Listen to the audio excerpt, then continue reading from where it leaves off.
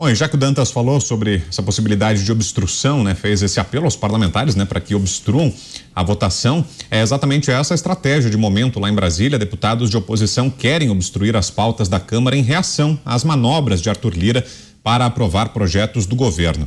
Nesta segunda, o presidente da Câmara convocou de forma repentina os parlamentares para uma sessão presencial de análise do arcabouço fiscal e da reforma tributária. Segundo os deputados, a obstrução será reavaliada a cada dia, porque o objetivo é ter mais tempo para estudar as matérias e definir o posicionamento da bancada.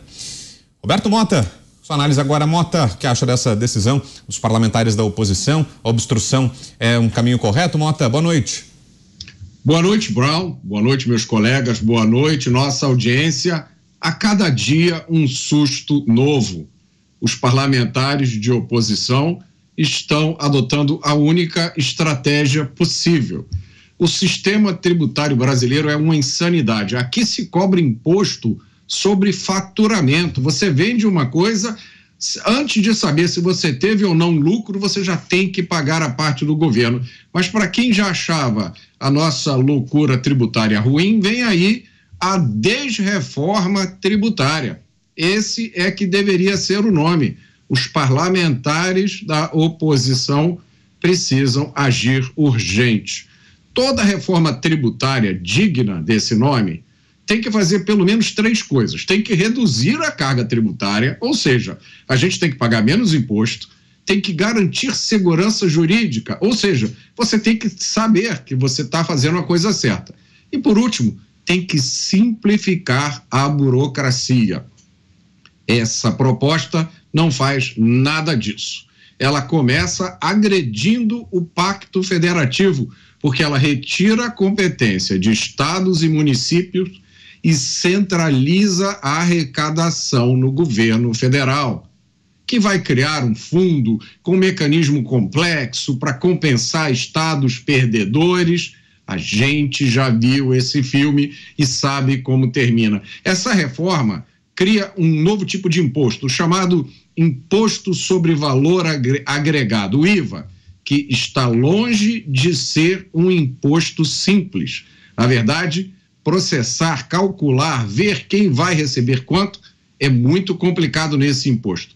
E mais, durante 8 anos, nós vamos ter 2 sistemas funcionando em paralelo, o sistema atual e o novo sistema. Vocês já imaginaram como é que vai ficar a vida dos empresários durante esse tempo, de quem paga imposto?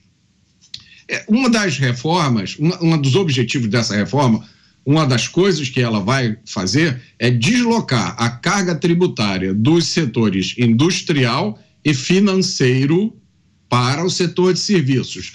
E estão usando a alegação de que o setor de serviços é subtributado no Brasil. O setor de serviços paga pouco imposto. Isso não é verdade quando você considera os impostos que incidem sobre a folha de pagamento. É bom lembrar, o setor de serviços emprega 70% da mão de obra do Brasil, principalmente aquela mão de obra mais humilde, de menor poder aquisitivo. Tem estudos que mostram que de 16 países que adotaram esse imposto IVA, 12 tiveram aumento de desemprego. Se estima que essa reforma vai gerar um aumento de carga tributária no setor de serviços que varia entre 15% a 30%, um aumento, prestem atenção nisso, que vai afetar setores como saúde, educação e alimentação, coisas sem importância. Tá? Mas o pior de tudo é que essa reforma está sendo empurrada a toque de caixa, com a narrativa falsa de que é melhor qualquer reforma do que deixar como está. Isso simplesmente não é verdade.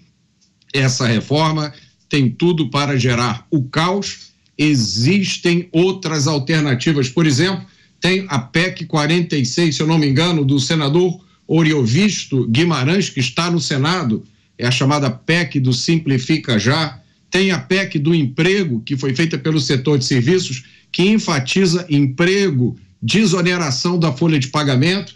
Tem um projeto excelente do deputado Luiz Felipe de Orleans e Bragança, que cria um sistema parecido com o dos Estados Unidos, acaba com essa coisa de transferência de recursos. Essa PEC da reforma tributária, ela é uma PEC que vai ser votada sem que tenha sido mostrado qualquer estudo sério sobre o impacto na economia. É tudo eu acho, nós estimamos, vai se fazer uma mudança dessa para ver no que é que vai dar. O resumo, essa PEC, ela é, na verdade, um projeto de centralização de poder, que tem consequências graves para o país. Pois não, Pavê. Uma coisa, nós estamos discutindo nesse país muito seriamente a questão de golpe de Estado. Ora, se nós vivemos num Estado federativo, por mais fajuto que ele seja, uma vez que essa reforma ela quer discutir coisas da competência da Câmara de Vereadores dos municípios e dos deputados estaduais das assembleias legislativas, nós estamos vendo um golpe de Estado. Imaginem os senhores se os vereadores eles decidem revogar uma lei do Código Penal. Aqui em São Paulo, por exemplo, homicídio não é mais crime. Ora, vamos dizer, não é da competência do vereador. O mesmo de um deputado estadual. Agora, por que um deputado federal que não tem competência para tratar desses assuntos vai fazer isso? Mas vai fazer através da PEC. Ele vai mudar a questão das atribuições da Federação Brasileira. Eu não vi mexer no texto de maneira ampla e que realmente você sim rompa o pacto federativo. E eu me pergunto, não seria um golpe de Estado fazer uma PEC em que você retira poderes constitucionais do Estado e do município? A mim é muito claro que isso é uma cláusula pétrea das pessoas jurídicas dos estados e dos municípios. E por isso mesmo que passe, depois isso claramente vai para o STF, para dizer se isso é constitucional ou inconstitucional. E se for inconstitucional, todo esse tempo gasto vai para o lixo da mesma maneira.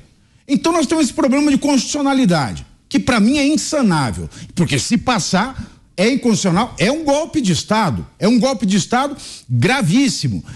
Simplificar por quê? Só porque a gente vai tirar de 85 impostos, a gente vai unificar 3 na esfera federal e 2, um do estadual e do municipal, para passar de 85 para 82? Ou seja, simplificar. Imagina os senhores, num país de pessoas endividadas, 43,4% das famílias brasileiras estão absolutamente endividadas.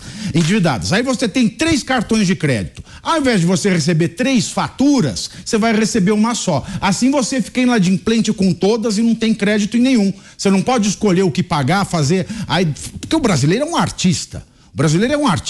Então, essa simplificação, ela, na verdade, ela está reunindo boletos e falando, ou paga tudo ou fica inadimplente em tudo.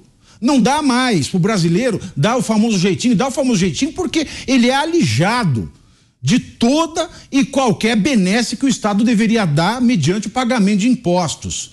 Outra coisa interessante é simplificação com aumento de impostos, porque os cálculos mostram que vai haver no mínimo 3% de aumento de imposto para todo mundo. Quanto aos serviços, o Mota, ele foi na mosca. 70% do emprego no Brasil, e a porta do emprego no Brasil é o setor de serviços, que ao lado do agro e do consumo das famílias e do governo, foram os únicos pontos positivos na guinada, no voo de galinha do PIB, no pequeno acréscimo, na pequena curva ascendente do PIB no último trimestre. Agora, nós estamos falando aqui que o setor de serviços, ele sai de 9% a 26% de tributação, vai para 40%.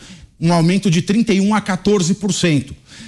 Áreas como educação e saúde vai entrar naquela alíquota especial de menos 50%. Ora, saúde e educação não vai mudar nada. Agora, o restante vai aumentar muito, pode aumentar 31%. Isso vai elevar o desemprego. E por fim, só para falar, já que não veio a picanha, nós temos que ver também as categorias especiais de bens que o governo ele quer desincentivar o consumo, como o cigarro e o álcool. Pois é, meu querido, você que já não tem a picanha, vai ficar daqui a pouco sem a cervejinha. Agora, Dantas, e sobre esses planos de obstrução do texto na Câmara dos Deputados, isso pode dar certo? Será que vai funcionar? Como é que estão as coisas?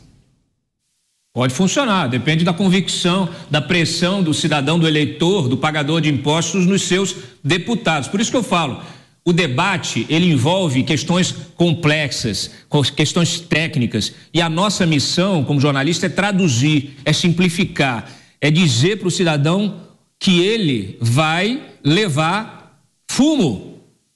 Ele vai levar fumo. Então ele precisa cobrar do seu deputado uma postura ativa e bloquear essa votação. Até porque está muito corrida. O problema todo é esse. A gente deixou passar, deixou acontecer, já virou uma tradição. Isso começou lá com o Rodrigo Maia.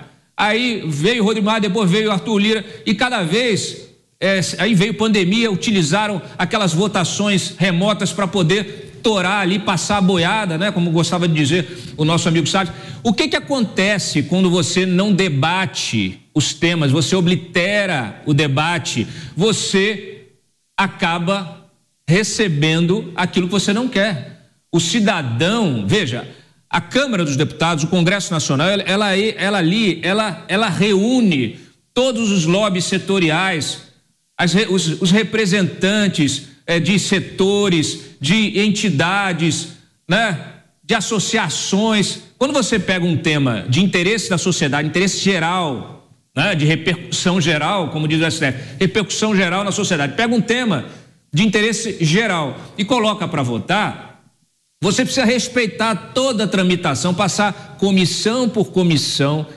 fazer audiência pública. Essas audiências precisam ser transmitidas. É preciso que abra ali. Cadê aquele negócio que você abre lá no portal da Câmara, do Senado, que tinha ali participação social com as enquetes para as pessoas votarem se são a favor ou contra aquela medida? Você tem que promover o debate, você tem que esgotar esse debate, você tem que estressar esse debate ao máximo para que você então coloque aquilo para votar.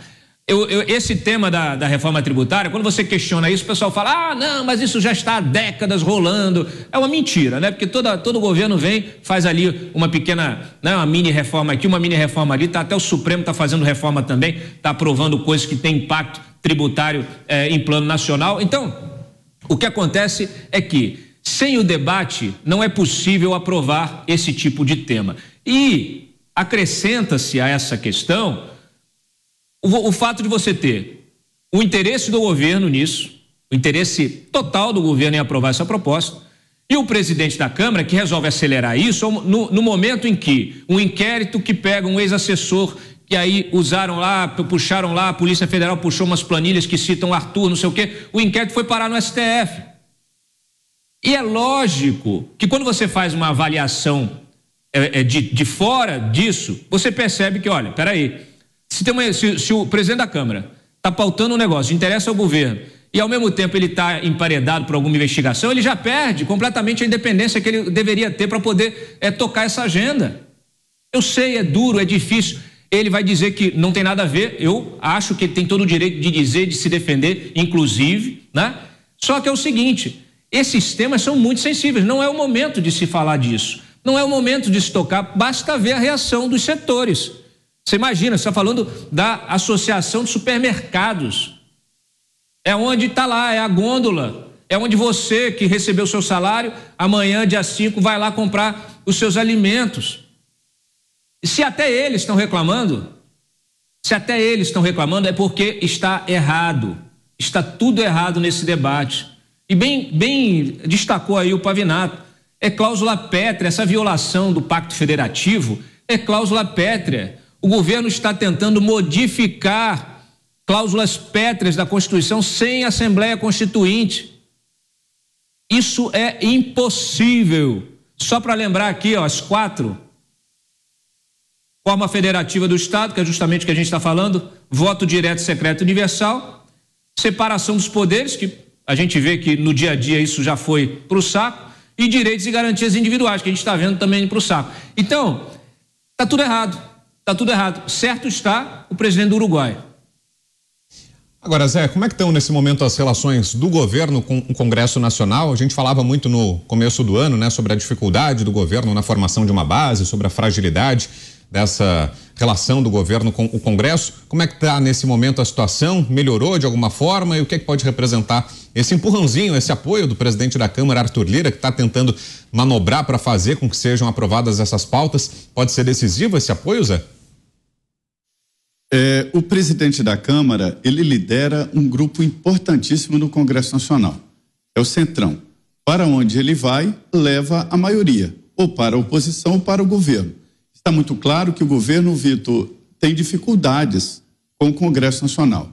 A história nos ensina que nem o governo pode governar sem uma base sólida no Congresso. Porque o presidente Lula está negociando projeto a projeto. Hoje eu acompanhei aí a tentativa de aprovar essa história do CARF, que é dar ao governo ali 50 bilhões na negociação de dívidas tributárias. Isso é muito importante.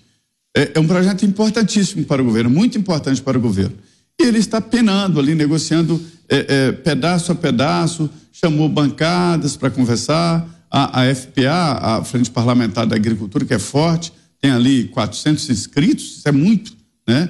Não são todos fiéis, não, eu acho que ali tem uns 300 que são realmente da Frente Parlamentar da Agricultura. Alguns têm um sítio para comer uma galinha caipira e se inscreve aí nessa FPA, que tem profissionais ali da área agrícola também. E tentando negociar, e não consegue, a coisa não vai. Por quê? Há uma cobrança muito grande. Quando se negocia no varejo, projeto a projeto, a coisa fica cara. É uma negociação cara para o governo. E também muito difícil. Então, esta é a realidade do momento. E isso é perigoso porque o governo, que tem dificuldades no Congresso Nacional, pode sair antes do prazo e, se for até o final, vai capengando. E aí há no governo um debate ali interno para aumentar a base. E aí entra o Ministério da Saúde. Hoje eu tive a confirmação de que o governo está aberto aos partidos políticos. Esta é a negociação. E o governo está descendo até a partidos de oposição. Alguns deputados, olha, o que você quer? Quer nomear a direção de Itaipu? Isso para um deputado lá do Paraná que me disse, e assim por diante. Não é só o Ministério do Turismo, mas o que o governo está exigindo é fidelidade total, e aí fica difícil para alguns partidos definir ali uma fidelidade 100%. É um governo que está com dificuldades no Congresso Nacional, e eu costumo dizer que governo que tem dificuldades políticas no Congresso não vai longe não, viu?